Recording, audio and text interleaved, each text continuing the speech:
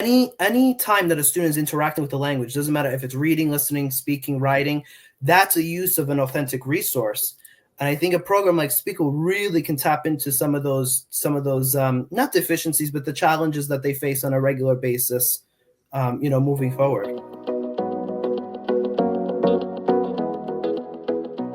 Okay. I'm here today with Chris Branco. Is that right? Yeah, that's Branco? it. Perfect. Yep. A Spanish teacher. And I'm excited to chat. Just want to start off with the first question, Chris. What inspired you to become a Spanish teacher? What was your journey like getting into that? Well, first and foremost, thanks for having me, Austin. I'm currently in my fourth year of teaching, so I'm fairly new to the teaching world. Um, but I'm in a little bit of a unique situation myself because the school where I actually teach now is one of the middle schools that I went to when I was growing up.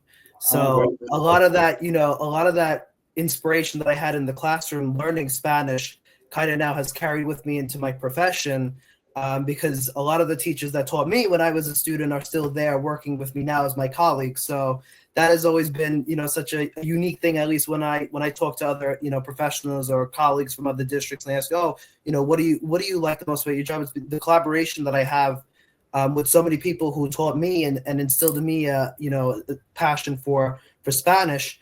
But I will say I've always had a knack for learning languages. I was an ENL student growing up. My first language is actually Portuguese. Both my parents were born there. They spoke it, in the home regularly with me growing up. So to pick up Spanish was such an easy transition for me because of how similar the both languages are. And every experience I've had in a Spanish classroom has always been an enriching one. Has always been one that has really pushed me to do more, to learn more, because by the time I finished eighth grade, I felt like I already had it all. But then, when I got to ninth, there was so much more to dive into.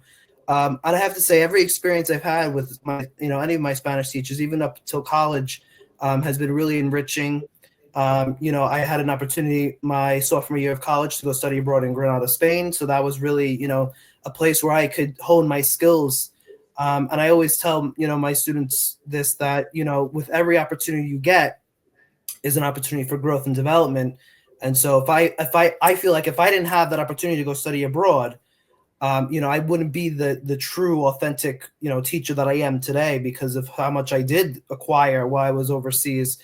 And now, being back in the middle school where I went to school, I think it also adds that little bit of a personal touch for the kids too, because they see how much, time and effort that I take into organizing lessons and creating content for them, that they kind of it's helps with the buy-in, and that really for me is how I make connections most with my students, is just having that buy-in with them, and ultimately really just cultivating an environment where mistakes can be made, and it's how we learn and grow from those mistakes to better further our development with the language. That's really interesting. So you were an ENL student initially. Are you from Brazil or No, Portugal? but my parents were born in Portugal, Portugal. and they had me here. I was born here in the United States, but at the time, my father's English wasn't really that great. My mom spoke, pretty good English, and it just was, for us as a family, it was just more of a comfort to just speak Portuguese. But by the time I got to pre-K, that obviously was not going to work anymore because it's now a new environment with kids who are speaking somewhat of a foreign language, even though it's, English is very common here in the US.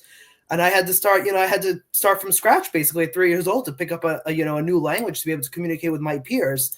And so that experience in itself, by the time I got to first grade, I was really, pretty much commanding proficient, with English. And students ask me all the time, they couldn't tell the difference because I was so young by the time I had, acquired English, developed English. You don't really hear it. And some kids like expecting for me to talk with like an accent. And I'm like, no, I learned it very young. So by the time, I'm here now, you can't really tell that I ever was an ENL. But yeah, I mean, growing up, that was a struggle. And honestly, that's another connecting point I make with my students, because for a lot of them, it's their first time learning a foreign language. The landscape of New York, I mean, where I'm from and where I teach, we have a very large Hispanic demographic. And although we encourage those students to take another language, there is still that piece of those, that conglomerate that would like to take Spanish to kind of hone their skills that they had acquired growing up and to kind of really perfect those in a way. So, that's another piece that I tell them too. Like, I get you. Like, I was there too with you, even though at a much younger age, but in terms of how we offer, language instruction in our district, and, at the age that they're acquiring said language, there is a bit of a, delay cognitively in terms of when they should be, in terms of when they actually do start. So for that, I mean, that connection piece, is really key for me when I, do, again, like I mentioned, lesson planning, curriculum development, because for a lot of them, it seemed they're like deer in headlights. When the first day, because I only speak Spanish on the first day, I really don't communicate with them in Spanish. I kind of use, the gestures and whatnot, and that kind of makes it a little bit easier. Some of them do pick up quicker than others, and that's, also normal. But, that really sets the tone for how the school year is going to go. And so I think, from that perspective too, I think that also gives them a sense of ease, knowing, okay, there is a possibility to overcome these challenges, and, what I can provide for them, what they do on their own also will help them progress as the school year continues. That's awesome. You can be an inspiration in a number of ways. Like, you learned Spanish, the language you're teaching, in the school that they're going to. You were an ENL student in your younger years, and so you can be kind of an inspiration there. So you set the tone right away. You're speaking Spanish on the very first day of class, and I assume that's intentional. You have kind of a strategy for setting the tone for how this course is going to go. Is that Well, right? I think a lot of it too, because I teach 7th and 8th. So for my 7th graders, it's more of like an introductory, like, oh, this is by the end of the school year, you really should have like, a firm grasp of what's happening at any given point, no matter what is being said, who's talking. For my 8th graders, it comes natural. And I think one of the neat things is that I get a lot of returners in my 8th grade classes that I had in my 7th grade classes the year before. And for students who never had me the year before, for them to come in with those mix of kids, and then, my former students who were with me again the second year into the Roku, this is routine. Like, this is what we do. And that kind of really helps to gel that, that environment of, okay, this is how we conduct business here in class. And another thing too is just it really helps makes connections with the other students. Like, I don't have to worry so much about my current students I had the year before, because they know the routine. But now it's kind of getting everybody up, everyone else up to speed. So that really is a big help too. And I think that just makes it more of a, inclusive environment, because, I think at any point, there could be, problems that arise, whether it's, I know certain topics give kids such a hard time. And I actually just recently did a survey with my kids. Okay, what have you learned up to this point that you feel really confident in? Like, what topics, house and home, shopping, clothing, etc. And what is it, and then some of the topics are like, okay, what are you not feeling too great about? And that's also a chance for me to kind of go back and say, okay, what can I do a little bit better moving forward to help make sure that they understand not only the vocabulary, but any grammar structures that are associated with the units. And, I think Speakable really is a great platform for that. And I know we're going to talk a little bit more about that a little later on, but I think, in terms of finding authentic resources, because we always talk about that nowadays. What is considered an authentic resource? I think any time that a student is interacting with the language, doesn't matter if it's reading, listening, speaking, writing, that's a use of an authentic resource.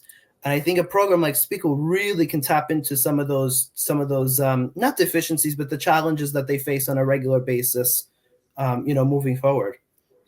Yeah, we can dive into that now, because I am curious how you go about implementing Speakable. It sounds like you're viewing it as one of the authentic resources, and you're probably using it for speaking. Like, when you first discovered the tool, how did you go about like integrating it into your lessons? Well, when I first found it last year, I actually had been in a different district before the one I'm at now. And I, had stumbled across it. I don't even remember how I did.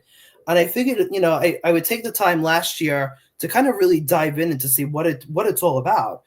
And it really spoke to to my main thing that I focus on with the kids is pronunciation. A lot of times I notice that the way they interpret vowels in Spanish, they're doing it the same as they would in English. And we have to, and I make it a point to differentiate the fact that there are different pronunciations for the vowels, for the consonants. And for speakable, originally I was only using it for homework because I felt that, give them the tools, because one thing I learned very quickly is to not underestimate how much they know, not only about technology, but how to use technology, because they've been so ingrained with the post-COVID and, having Chromebooks already by, elementary school, that they kind of like it clicked for them to how to navigate, the Chromebooks themselves. And so I will say in those initial stages, it was really, I did do them as classwork. So I said, okay, let's open up our, Chromebooks. Let's log in. Let's see what it's all about. In my classroom, we have headsets. They have little microphones on the end of them. So they plug in right into the computers. And for that, really, it's very efficient because, they're not listening to anybody else. They're just focusing on what they hear on the screen. And then they have to repeat it. We'll say one of the things is hitting the microphone to speak. That's been one of the main things that the kids have mentioned to me. But other than that, I think the program, just being able to listen to it, at different speeds, in different voices, because that's a big thing too that we talk about, being able to distinguish vocabulary through different speakers of Spanish. That's been one of our main targets, at least specifically in my classroom or in the district itself, because at some point when they take their checkpoint assessment in 8th grade, the listening section of the test is audio. It's not live reading. It's different audios with different genders, different, ways to pronounce certain things, different dialects. So, I think this is a great step in kind of training them to kind of listen for those differentiations of pronunciation. And even so too, like it's like a chill zone, because there's not that pressure for me, trying, kind of like, oh no, this is how you say it, because that already breaks down their confidence and whatever little confidence they had going into it. And I think for me the big thing is, okay, I let you go on your own, you explore it, see what you still have trouble with, because again, it has that next option. So you go into the next task card. For my 7th graders, I really strictly just do vocabulary for it. Over time, there will be a point where I have them start doing the response cards. 8th grade, they've done a mixture of all vocabulary, response cards. And I have to say, I see it when I assess them. We just recently, a few weeks ago, had our mid-year assessment in both grade levels. And I can tell that they've been using the Speakable program because I can notice it in their pronunciation. From the beginning of the year up until the mid-year assessment, I've noticed changes already in how they're pronouncing things, in the target language. So for me, that's been a big positive, because without those individualized, practices that they do, whether in class or at home with the Speakable, it would still be very stagnant. The pronunciation wouldn't really improve. There would be no development of that whatsoever. So for me, that's been a really, really, great component of the program itself, is just, and the immediate feedback, which I forgot to mention. I also wanted to do the immediate feedback. Okay, this is how long it took you to pronounce this. Maybe this is something you might want to look forward to or work on, going forward. So you assign it as homework and you do some in class, it sounds like. How does it go when you assign it as homework? Do students sometimes come back to the classroom frustrated, like, oh, I hated that Speakable, I couldn't get some of them?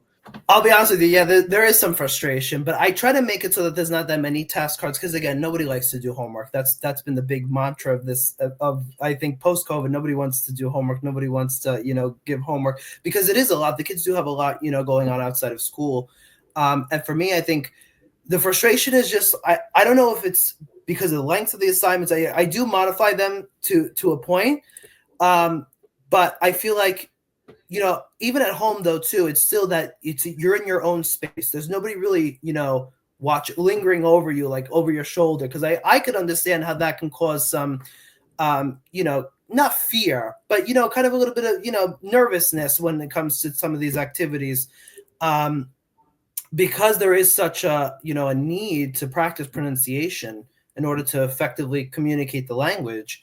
I feel like taking the pressure off of them makes them perform better on the assignments themselves. So that's really been one of the things I've been focusing on, and especially like with the classworks that I do with them. They put the headphones on, they have the little speaker. They're not really hearing what's going on around them. They're just focusing right on what they're doing at the moment. So, yeah, for me, that's been one of the things. Pushback, I wouldn't say there's much. I mean, with any homework, you're going to get pushback, but I think just giving them that space on their own, I think is very effective in terms of their own practice and development. It's a space where you can build your confidence without feeling a lot of social pressure. Like I'm in Colombia right now, and I went to a restaurant, and I'd been 2 days. I'd been on calls speaking English. I hadn't spoken Spanish, and my Spanish is like so-so. A teacher told me the other day I could be in Spanish too, so I was like, okay, good. There you go. We're making some progress. But the waitress is like, "What do you want? What do you want to drink?" And I was like, "Agua." I said it so bad, and she just started laughing at me. And sometimes, my feeling was like, "Oh, I don't want to speak Spanish for the rest of this meal." And I think that is one of those things where when you're just starting out, because like when you're a kid and you're learning a new language, your mistakes are cute, right? Like it's funny when you're mispronouncing things and your parents just kind of work with you on it. And you get all of this exposure and it doesn't feel high stakes. But then when you get to middle school or high school, the stakes and your desire to take these chances, it seems like psychologically it really changes for a lot of kids. And we were all teenagers once. So there's that pressure to be cool. So it sounds like that's something you're seeing a lot of value in. Just like it's a place where you can build confidence on your own and interact in an authentic way with the language. Yeah, I'll be honest. Like, I mean, the kids make mistakes all the time. We kind of chuckle about it because we know it's just like when,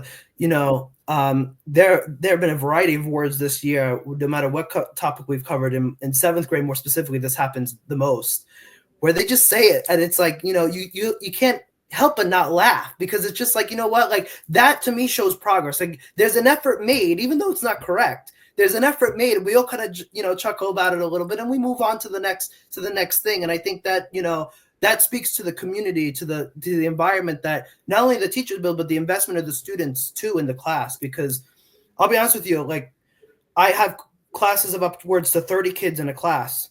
And, that's a lot of kids to reach within a 40-minute span every day, Monday through Friday. So, for me, it's just like, okay, I have to always be on my feet. I always have to think of ways to get them, engaged and involved.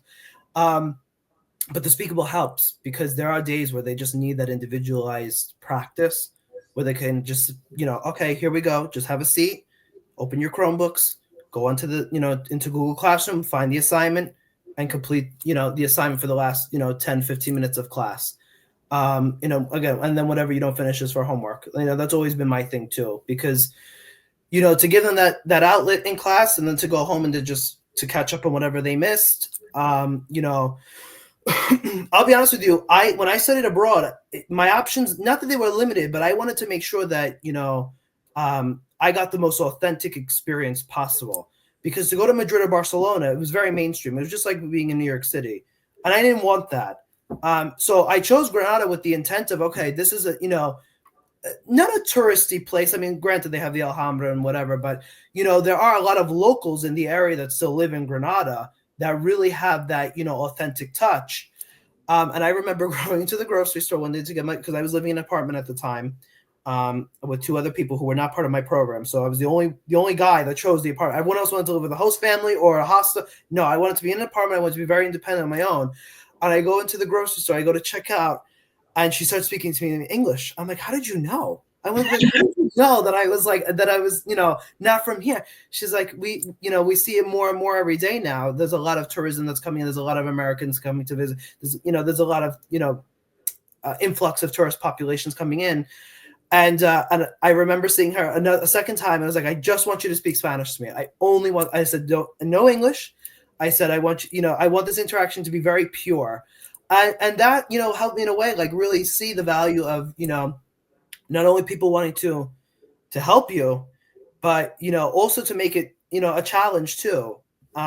Because I will tell you, it's very fun. Like, you don't notice it, but people do kind of like see it. I guess, However, she figured out that I was American and spoke English. But granted, my Spanish have been pretty good too. It's just one of those things that I always think about, and thinking about your story too. I was like, yeah, this kind of is a little similar. Like, they don't see what we see. Meaning the students, like, we see things from a different perspective. Like, okay, these are tools to help you. Although there may be some pushback, and although like, oh, we have to do another speakable, these are things that down the road, when you need to use them in terms of speaking, you'll be much better off than some other people, in other parts of the world. So I feel like that was when we first started doing this. I was talking to as many teachers as I could, and I was just trying to understand what are the challenges in trying to teach a new language.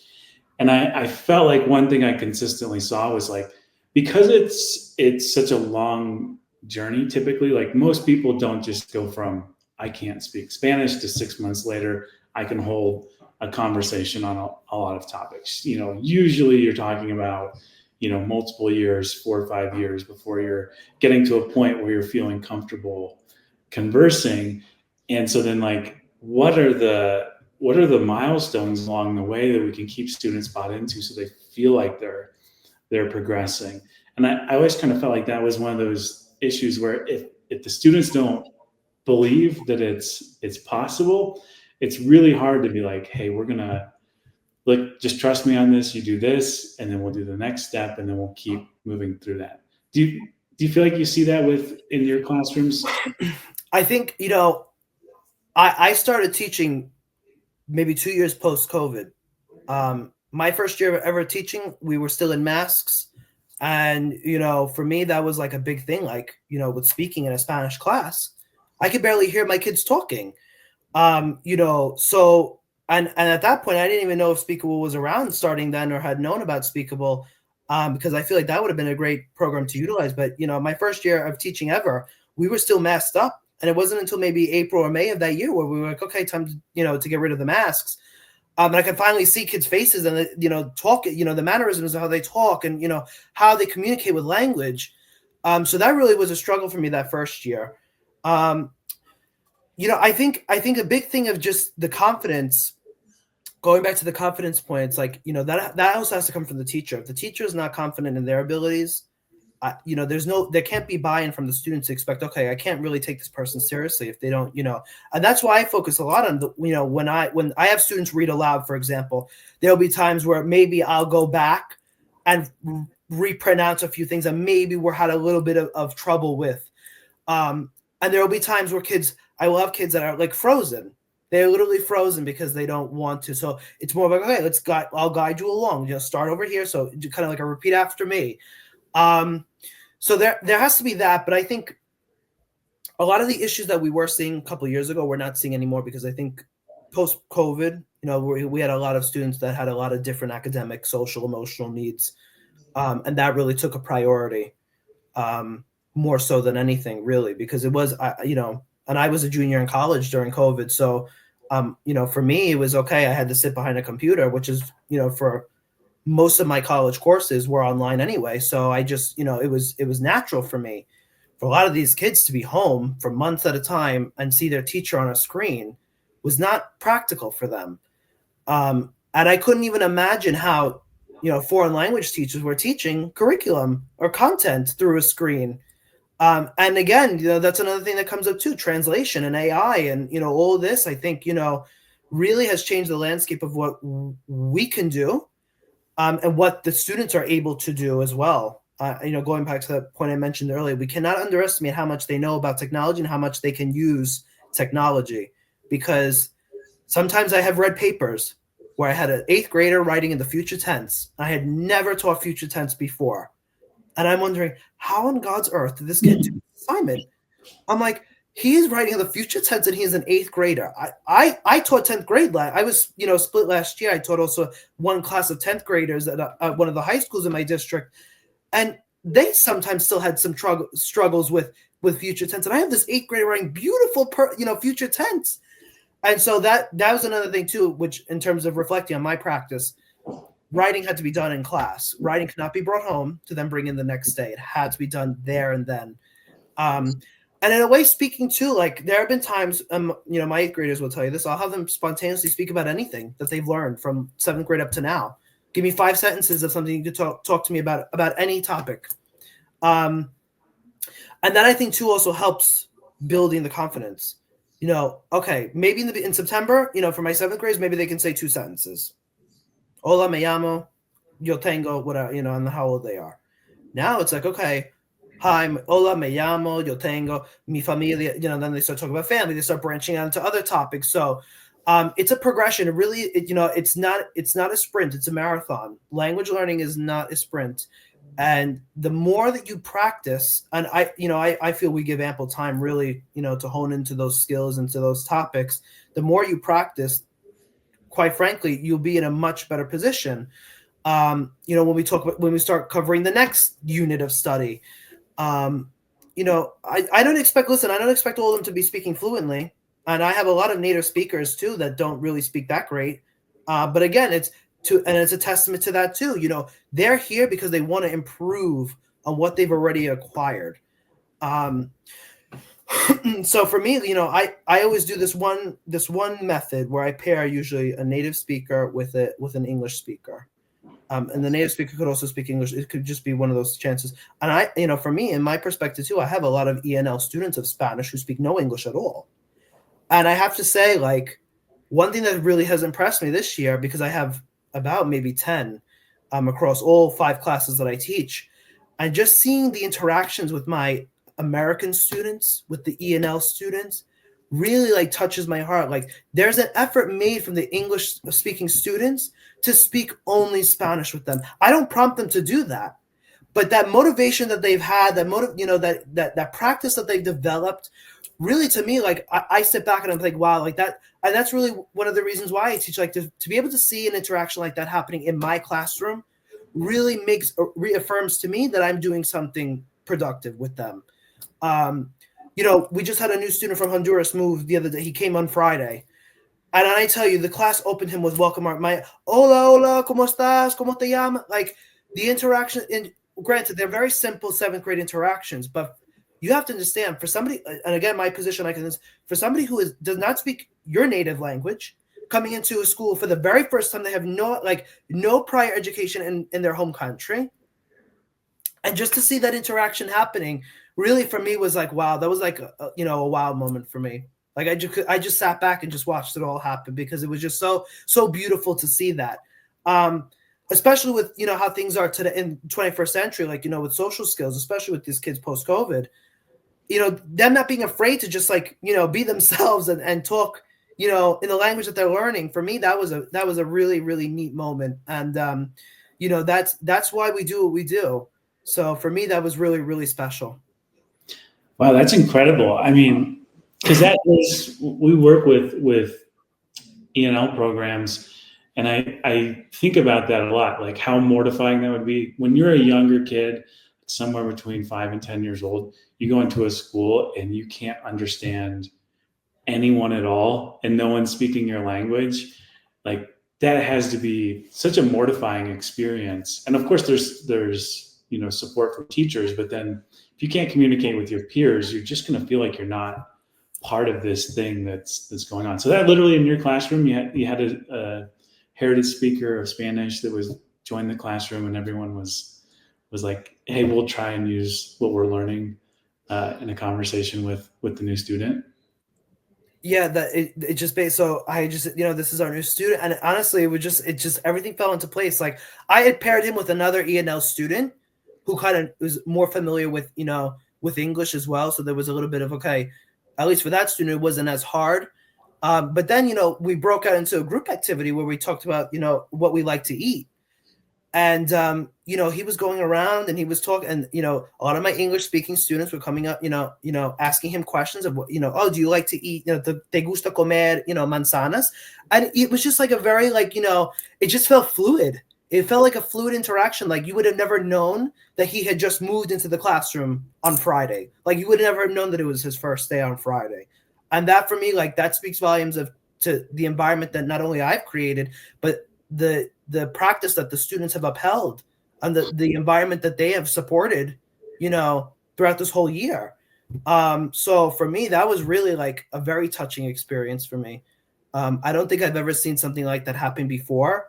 And I can't say that I've seen that happen often, where an ENL Spanish-speaking student comes into a Spanish class where there's predominantly English native speakers, and they just click and they just gel as if he had been here since the beginning of the school year. So that for me really was like a very touching, inspiring moment. And I tell them all the time, I say, listen, this is what language does. It brings people together. Whether you think of it or not, whether that's the first, nobody's going to think, oh, this is what we do on a regular basis. But to see that and to know that, you kind of helped that student that day with all the pressure, with all the stress that they may have felt walking into the building that day, if you just, naturally just engage with him as if he was there since September, that really for me was like an aha moment. Okay, they're getting it. They're using the language to the best, not only of their abilities, but they're practicing all the hard work that we've accomplished since the beginning of the school year. That's really cool. There's a flip side to that I hear about sometimes, like having heritage speakers in the classroom, where it's kind of challenging for the teacher because you have different levels that you're working with, and you have to move through your curriculum. Do you see it as a challenge, or do you see it as an opportunity to create like those interactions like you were just sharing? So in a way, the only challenging part is that I have to give them more work to do because they're already finished with the material I originally planned for them, which is no problem because especially if you have a strong grasp of the language, you should be pushing yourself to do more. You shouldn't be satisfied with the status quo. But I really use it as a teaching moment. Like, for example, I teach 8th grade. We did a unit on clothing and shopping very early on in the school year.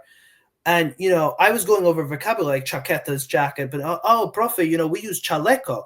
Great, clase. We also could say chaleco if we're referring to we use those opportunities to build on the vocabulary. Because for me, vocabulary is the foundation for language. Like you need to know words before you can start puzzling sentences together. So for me, I mean, it's a yes and no. I can see why some teachers might get frustrated because it's like, okay, what more can I do? But for me, it's a learning opportunity for everybody in the classroom. And even for me, there are words that I've heard that I'm like, oh, I've never heard that before. And I add it to my repertoire vocabulary. And then maybe and you never know, the following year, it might come up again in conversation with another student who's from the same, region of the Spanish speaking world, who has grown up knowing that jacket is chaleco. That to me is also, it's a learning experience for everybody. So, I wouldn't say it's necessarily a challenge. I would say it's yes and no. I would say it's 50-50. But for me, the big thing is, okay, is everybody learning something from this interaction, from this experience? And for me, I think so, because they're building, and again, you never know when you're going to see that word come up again. It might come because we do a lot with our reading comprehension practice. We do a lot of advertisements, and that might be a word that if they don't use chaqueta, they're probably going to use chaleco. So that's another thing too to keep in mind too when you're doing reading comprehension, that just to keep those synonyms in mind.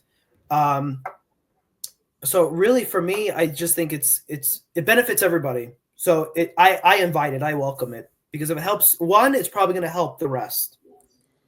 Yeah, it's interesting because I feel like a lot of times you're like, well, I want to simplify things and I don't want to introduce like a bunch of synonyms for the same word, because we just want to develop some base ability to communicate about these things. But at the same time, if a student comes in and says, hey, I'm from this area and this is what we call it, it kind of brings it to life. It really puts a little more weight behind that vocabulary and brings the language more to life, it seems like.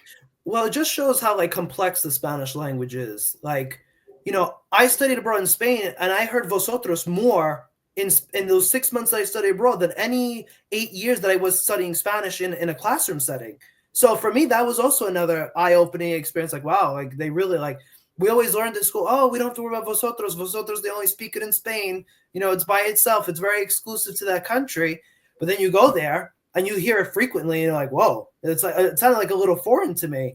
But I will say that, it's all about preference for the kids. I leave it up to the kids for whatever they decide they want to acquire. Like, for example, in 7th grade, pluma and bolígrafo. They both mean pen, but I hear students using pluma more, and that's really the secondary word. I hammer bolígrafo, but they always go right to pluma. They always go to pluma. And for me, it's like, okay, well, that's what the students wanted to acquire. That's what they wanted to really hamper on. Then go for it. Be my guest. That's the whole thing about acquiring language. It's like, it really doesn't matter how you acquire it. And it doesn't really matter your preference of what words you want to use when you're describing certain things. So that's another thing too. Like, I just think, although at times it can get overwhelming, because there are a variety of words that have various synonyms, and this in Panama and this in Bolivia and Ecuador. But I think it's just, those conversations, when they do happen, I think it's just important to recognize them, to identify them, because I will say a lot of my students, a lot of them are Central American. So that region already has a lot of similarities between Mexican, El Salvadorian, Honduran. So really, there really isn't much of a linguistic difference from Central America, but I do understand the viewpoint of some of those, students who maybe come from South America or from Spain and say, oh no, we say it this way. And I won't say those conversations happen regularly. They come up once in a while, which is why I'm even more inclined to invite them, because they don't happen as often. So this way, it's just another way for them to kind of be exposed to different nuances of the language itself. Yeah, like the way you speak is like a part of you. Everyone you have like a style to the way that you communicate, and it's kind of a challenge when you're learning a new language. Is like, okay, well, I don't know anything, so I don't know what my style is. But you find it along the way. Maybe there's certain words that you have synonyms for, but you would much rather just use this one because you just like the way it sounds, or it's easier for you, or whatever it is. And when you get into all these regional differences, like I've spent some time in Mexico City on the coast of Colombia and in Bogota in the interior. The Spanish sounds completely different in those three places, and they all have local vocabulary.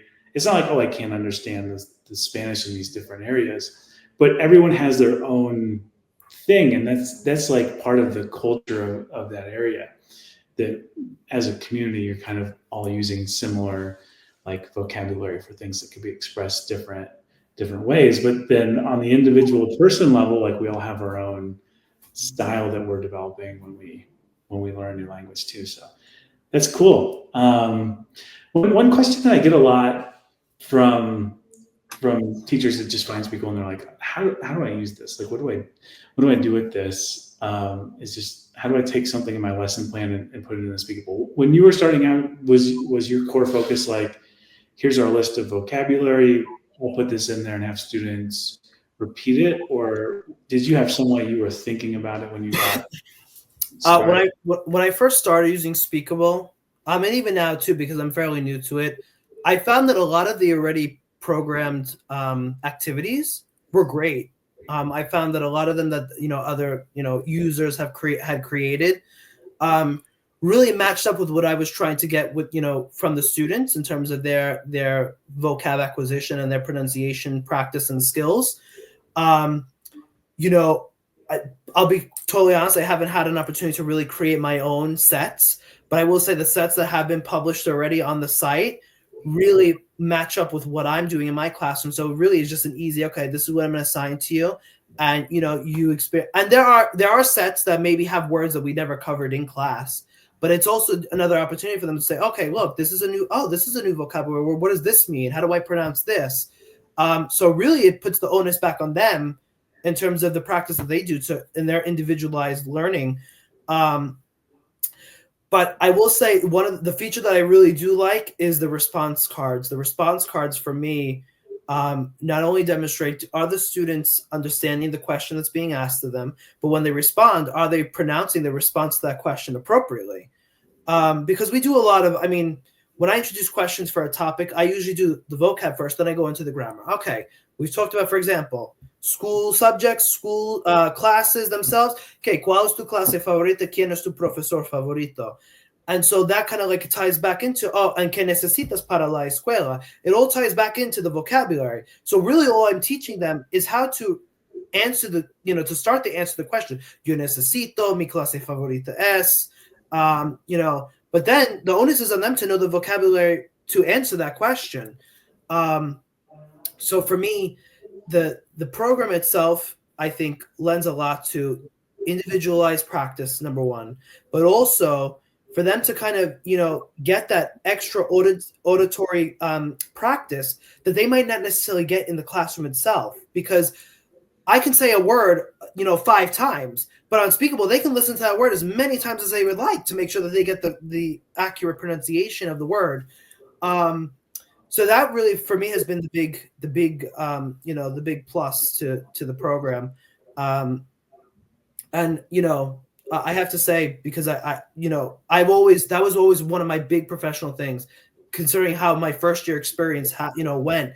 How can I get them speaking more, even if it's not with me or in groups, or in front of the class, because that's been a big topic now too. Oh, I can't speak in front of the class. I don't want to speak in front of everyone, which is natural for middle school.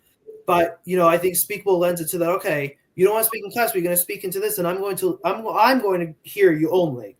And I think that puts more of an ease at mind for them, because like, okay, my teacher is the only one that's going to be listening to these recordings. So I can really dedicate more time to just focusing on the task at hand. Mm-hmm. Takes that social pressure out of it. So we'll wrap up with this. Like, do you have, and I'll say that it's really cool that you were able to go in and just find activities that were already in there and use those. Like the Discover Library, especially for Spanish, I think has 8,000 or 9,000. So many. They're all great. Like, it really is. They are great activities. There might be things I might tweak here and there, like copy an activity and then tweak it myself. But honestly, like, the library itself has so much to offer. So it's really been a great interactive tool to use. And I think the kids really do benefit from it, and you see it, assessment wise, you can tell a difference. Have you ever asked in a survey question what the students think about Speakable, or gotten feedback directly? Yeah, I think it's, a lot of them understand the concept of the program. And I think a lot of them have an open mind when they go into doing the activities. And a lot of them, again, back to that point of, homework and just, again, it's kind of like, oh, here we go again. But that comment is few and far between. I think, understanding the role that this plays in language development, I think makes it more intrinsic for the students to say, okay, I really need to settle down and really get this done. For my benefit, because it doesn't, for me, realistically, it doesn't benefit me at all. It's more for them. It's more for them to say, okay, this is how a word is pronounced, and now I have to say it again the appropriate way. So for me, I think, in terms of surveying the students, it's not that it's a mixed reception, but it definitely is. Okay, this is to help us. Like, he's doing so that we can better pronounce words in Spanish, and for what we're learning, and depending on the unit, and for us to move forward academically and developing the skills in the language. Mm-hmm. And there is something really satisfying if you're doing a free response, and it's like, who's your favorite professor, and then you give the sentence starter, and you just got to fill it in. But at the end of it, you still get the satisfaction of okay, I constructed a sentence. Maybe I had some help with that, but if you can create that feeling in learners, okay, I took the next step. I made a comprehensible sentence. Now I've got that in my toolkit. Sometimes that alone can, really help kind of get a feel for what the concept is behind using the program. So we'll wrap up with this. Do you have any advice for teachers that are just starting out with Speakable, or just rolling it out in their classroom, and they're a little nervous about how it's going to go, or just have questions about, how the students are going to receive it? Any advice that you could share? I would say definitely go in with an open mind, because with any program, technological program, there's always going to be troubleshooting involved at some point. And it's not necessarily the program itself. It's what you've been given. So, like, for example, with the Chromebooks, if I don't give my kids the headphones with the microphone on it, a lot of times the Chromebook will not pick up what they're saying.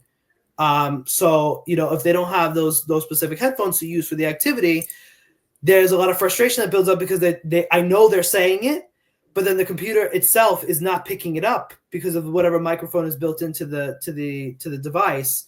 I would say go into it with an open mind. Definitely explore what the library. I think the library, like I mentioned, has such great resources to use with the students. I really personally have not had to update or edit any of them for my own to then save into my own library to then use with my kids. Quite frankly, I think, to get them speaking again, I think is the greatest satisfaction that any teacher can have, because I think a lot of that component of speaking had been so lost since COVID that we're finally starting to get over the hump of, okay, they're more comfortable academically being in a classroom in a social setting where they can express themselves. And, it almost sets up the stage for when we go into certain activities where, like, for example, the activity I mentioned with that one student, that ENL student, to find somebody who, and, there's really no worry or fear or, anxiety that's related to, I have to go up to somebody and ask them a question.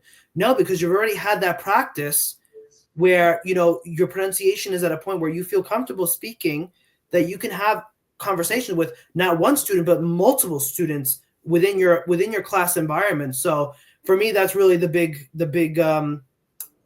plus that I think at this point now, especially with instruction. I think, we dedicate so much time, and there's only so much time in the day to dedicate to certain skills. And this, each of them has its own importance, but I sometimes feel like speaking kind of gets lost in the way of reading, listening, and writing. And a program like Speakable can kind of put students back at the level, same playing field in terms of speaking and the quality of how they speak, the way in which they speak, and the way in which they pronounce words in the target language. That's cool, and that's cool to hear, because when we set out to make this, like, our primary goal was that helping with that feeling like I'm not confident to say this. There's just that moment of anxiety, like, am I going to be able to say this in a way that's comprehensible, and what's going to come out of my mouth when I try to make these sounds? And it does create quite a bit of anxiety. And when you think about the role of technology in language learning, like, the goal is not to sit and speak with your computer. Like, the goal is to be able to communicate with another human being and to be able to make that, a connection with someone you wouldn't have been able to connect with otherwise. So we've always kind of felt like this can be put into a certain area where, if that can help reduce the anxiety, and then you can get to that next level where you can start using language with people, that's really where this technology can have an impact. So that's cool to hear. Any last words, Chris, before we wrap up? No, I just want to thank you very much for having me. And I hope that this helps future foreign language teachers with kind of some ideas that they can implement in their practice. And like I mentioned, like, they just got to start speaking. They just really need to start speaking. So yeah, that's it. That's all I got. Thank you. Yeah, really, thanks. Thank you. I really enjoyed kind of getting to know how you've implemented this, and just more about your teaching style in your classroom. So maybe in a year we can check in again and have an update and see how things are going. Definitely. Absolutely. Okay. Thanks, Chris. Take care.